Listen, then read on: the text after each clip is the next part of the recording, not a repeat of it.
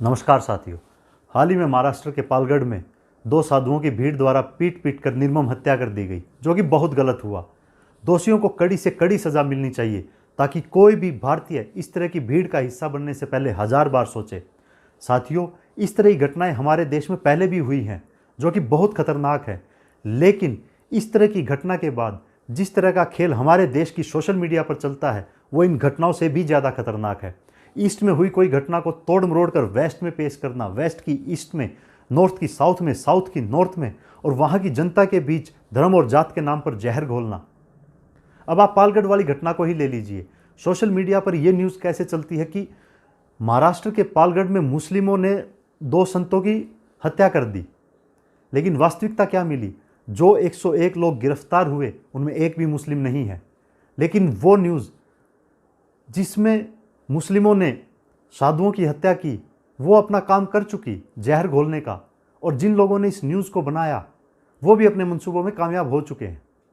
साथियों, हम अक्सर देखते हैं सोशल मीडिया पर इस तरह की न्यूज़ पर, इस तरह की फेक न्यूज़ पर हिंदू युवा मुस्लिमों को और मुस्लिम युवा हिंदुओं को खूब भला बुरा बोलते हैं। आज मैं उन युवा साथियों को एक वास्तविक घटना बताऊंगा, जिसको सुनने के बाद इस तरह की फेक न्यूज़ को लेकर उनकी मानसिकता में बदलाव ज़रूर होगा। साथियों, घटना सन 2016 की है, हरियाणा में, जिस वक्त जाट आरक्षण आंदोलन चल रहा था। आरक्षण आंदोलन में लगभग पूरा हरियाणा जल रहा था, लेकिन मेरा शहर सुरक्षित था। आरक्षण करके पूरा शहर बंद था, तो मैं शहर से बाहर एक दोस्त के फार्म हाउस पर बैठा था। उस फार्म हाउस के साथ वाली ज़मीन एक सैनी परिवार की थी, और वहाँ 2 भाइयों में आप किसी बात को लेकर झगड़ा हो जाता है और छोटा भाई बड़े भाई को गोली मार देता है। आवाज़ सुनकर हम लोग वहाँ पहुँचते हैं और उस भाई को लेकर हॉस्पिटल पहुँचते हैं और उसका इलाज शुरू करवाते हैं। तब तक उसके परिवार के लोग भी वहाँ पहुँच जाते हैं और मैं वहाँ से घर के लिए निकलता हूँ।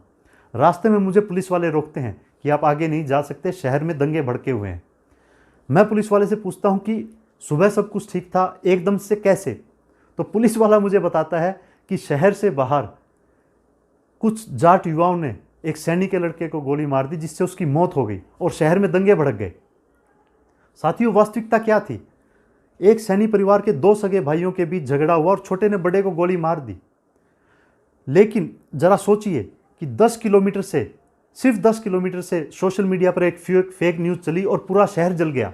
तो जो हज़ारों किलोमीटर से सोशल मीडिया पर फेक न्यूज़ आती हैं, उनका क्या असर पड़ता होगा? साथियों, इसी तरह इन साधुओं की हत्या में जो लोग उस भीड़ में शामिल थे, उनको तो कानून सजा दे देगा, लेकिन जिन्होंने वो न्यूज़ बनाई थी कि मुस्लिमों द्वारा साधुओं की हत्या, उन लोगों को कौन और कैसे सजा देगा? आज हमारे देश की जनता के सामने बहुत ही गंभीर और बड़ा चिंता का विषय है, क्योंकि जब तक जनता के सामने इस तरह की न्यूज़ की वास्तविकता आती है, वो न्यूज़ अपना काम कर चुकी होती है। साथियों, हमारे देश में जितने भी धर्म और जात के नाम पर संगठन और ग्रुप चल रहे हैं, वो सिर्फ और डर और नफरत फैलाने के कारखाने हैं, इससे अलग कुछ भी नहीं।